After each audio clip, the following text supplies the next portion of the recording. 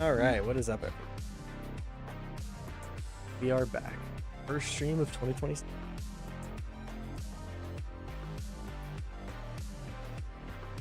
How's everyone?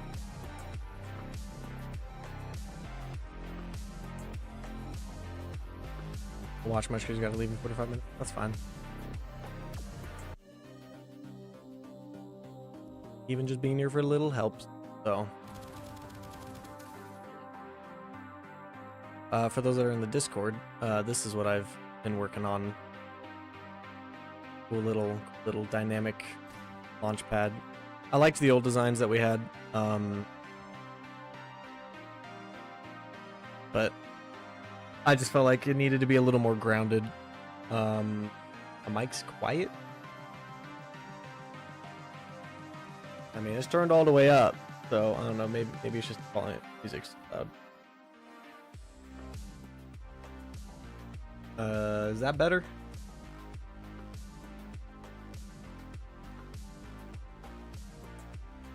I don't know. My microphone's at 100%. I haven't changed anything.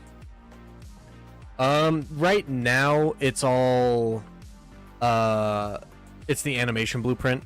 I was talking with a friend before about the fact that I need to make it more optimized by using a material, and we might do that today. However, I need to make the other version of this, which is going to be the man cannon, because this is the launch pad, which is meant for like vertical movement. And the cool thing is it works for, well, I need to fix that, but you know, it works for everything. So like projectiles interact with it. Sometimes it'll collide with the collision down there before it actually does the overlap to bounce it. So it's not 100% perfect, but like weapons and stuff interact with it, and you know, it automatically places the animation and everything. So yeah, it kind of just works. I like it. So yeah, you could, depending on the path of this, you could totally, you know, create a trap for somebody, and hope that they get stuck by it, which I have had happen. But yeah, see, like there, that shouldn't have activated. It should have kept bouncing. I'm gonna create a completely new projectile system. The way that I'm doing it right now works, but it's not ideal for things like launch pads and overlaps, and especially with some of the abilities that are gonna come in the future. That, like the vortex field that catches projectiles, I need it to be super reliable, so I need to create a whole new projectile system. That should take me a day or two, depending on when I decide to work on that, but for now this is fine. But I don't know, I kind of like this, you know, this floating, we are so Barack, like Barack Obama, a fellow American. But I kind of like this approach where it's like, you know, these platforms are like kind of sitting there hovering. They're, I don't know, there's some magical field or something making them hover, and then like whenever you see them bounce, you'll see the launch pad light up. That was something I was doing a ton of tests with. Was doing some kind of like volumetric kind of light. I don't know if I think I have some videos of that, but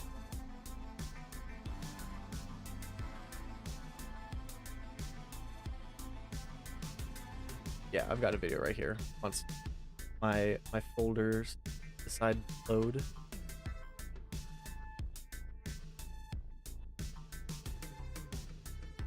Ah, here we go. Oh, I need to turn off this. Nobody told me it was still on. You guys even did for. Yeah, see, like I had some like volumetric light coming from it, and then like when they would bounce, it would light up, and I'm planning on having some actual like particles fly out of it, you know, kind of just a bunch of particles showing, you know, this is pushing the player upwards. And you know, if you're asking why doesn't it look like this right now, because this uses volume, like the actual Unreal Engine volumetrics, but the issue is with volumetrics, like you can see the spotlights and stuff over here that I was testing with, it was actually using a light source. The issue with volumetrics is that they don't render if your shadow quality is medium or lower. So if anybody's playing on lowered quality, they just wouldn't see this. And so because of that, I'm not going to use this approach.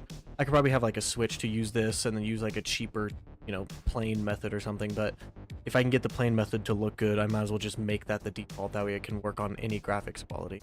So I need to do some tests with that, but you know, this is still very much doing block out stuff for it, so I'm not really worried about particles right now for the system. Ban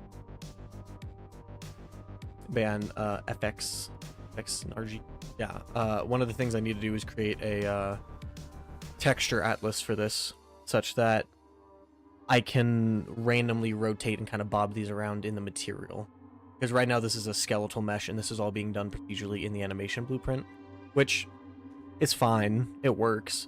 However, and you get some nice blending when like multiple things are bouncing, but I definitely want to do it in the material, because then I can make this a static mesh and it'll be way cheaper.